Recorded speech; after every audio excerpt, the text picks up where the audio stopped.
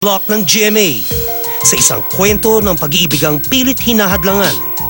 Ikaw Sana, kasama sina Mark Heras bilang Michael at Jeneline Mercado bilang Eliza. Mark at Jeneline live ngayong hapon sa Star Talk.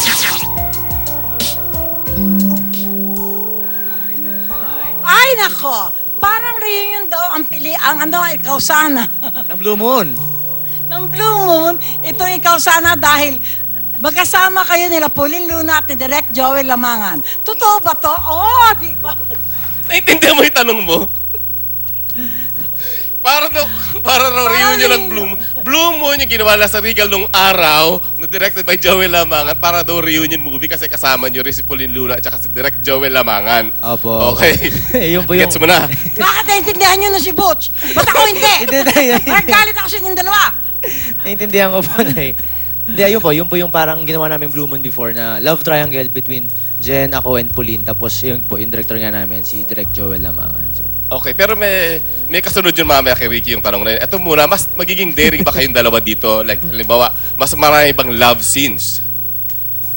Sa ngayon, hindi pa po namin alam. Kasi week 1 pa lang, nasa half part pa lang kami ng week 2. So wala pa pong masyado. Pinagpipray ni Mark yun.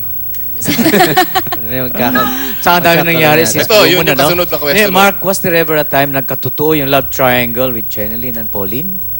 May nauna ba? Sino nauna sa dalawa? Wala. Siyempre si Jeneline. Magkasama sila sa Starstruck. Opo. Not necessarily. Paano yung makikilala si Pauline?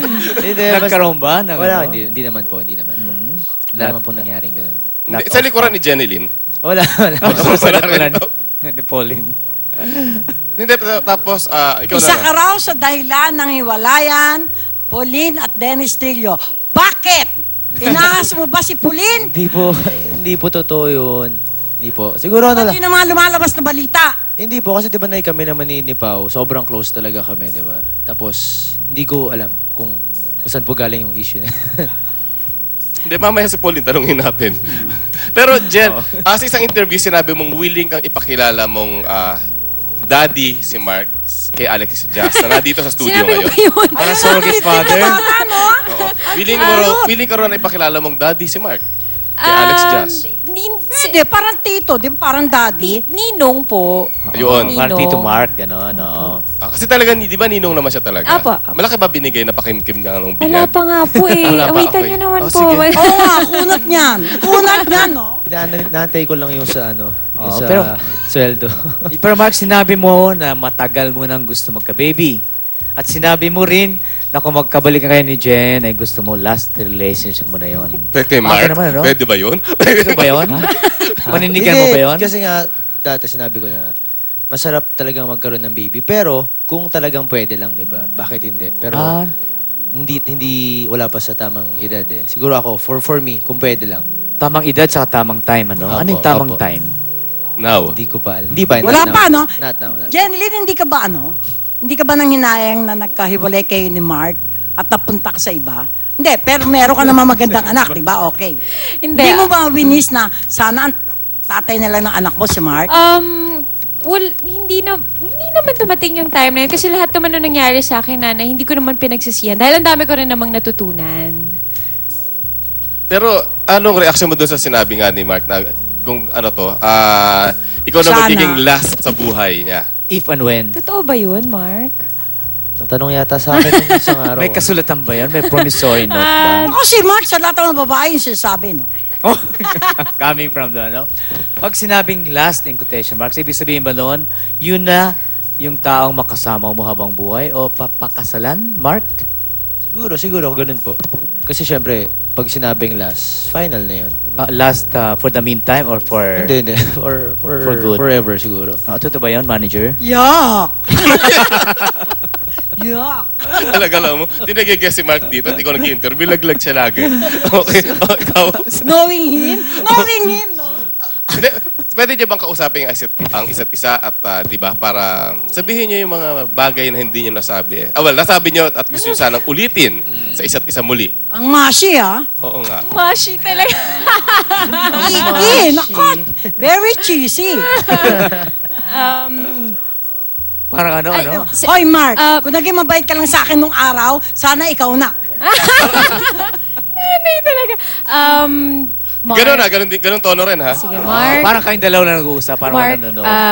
bago ang lahat, gusto kong batiin ang aking Bello Medical Group. Thank you. Kathy Valencia, Calcium C, Antonio Hairdressing, Dr. Adahar, Color Mate and Adidas. Ayan, Mark. At si Casey McDonald. Mark, maraming salamat sa lahat dahil hanggang ngayon nandyan ka pa rin para sa akin. Tsaka, ang dami na nating pinagdaanan. Pwede bang diretso sa mata? Ang dami na nating pinagdaanan, pero hindi mo pa rin ako iniiwan. Thank you. Iniiwan ka niya, ha? Kaya nga napunta ka sa iba. Mark, Malay mo na kung sino nang iwan. Mark, Ako din po. Sabi mo kay Jen? Jen, Nakatingin din sa mata.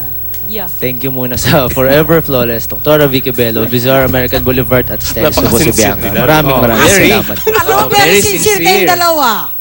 Hindi, Jen, ayan, Yung may hagod ng konti. Thankful din ako at, di ba? Hindi, I mean, sa lahat nung nangyari before hanggang ngayon, close pa rin tayo as friends at hindi pa rin tayo nahihirapan makipagtrabaho sa isa't isa. And, ayan, I'm so happy dahil ang gwapo ng anak mo and Siyempre. yung nagiging takbo ng career mo ngayon. Thank you. Tinatanggap ni Jeneline. Oo nga. Oy, maraming salamat muna kay Jocelyn ng Itbulaga, kay Malupagar, at kay Mr. and Mrs. Tony Tubel. Tsaka siyempre sa Flawless at tsaka Dr. Vicky Bello. Okay. Paki-invite sila. Jen, ikaw sana. Iniimbitahan po namin kayo sa Monday na po ito, ikaw sana, bago mag 24 oras. Sana po suportahan ninyo. Samahan niyo po kami mula sa simula hanggang sa pagtatapos.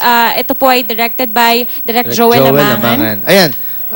Gusto ko lang po pasalamatan ang aming AVP for ETV, Miss Lilibet Rasunable, ang aming program manager, Sir Rams David, ang aming creative consultant, si Sir Jun Lana and Miss Annette Gozon, and mga head writer po namin si Miss Suzette Toctorero, writers po namin Kit Langit, Des Carves, Yus Katanyag, at ang aming mga brainstormers sila Tina Samson, Onay Sales, Karen Lustica. Ayan po, ikaw sana bago po mag 24 Thank you, Miss oras. Helen. Thank Ay, you. may pinapa-announce si Ding Dong Dantes na sa World Trade Center daw siya sa October 2 and 3 para sa, ano ba to?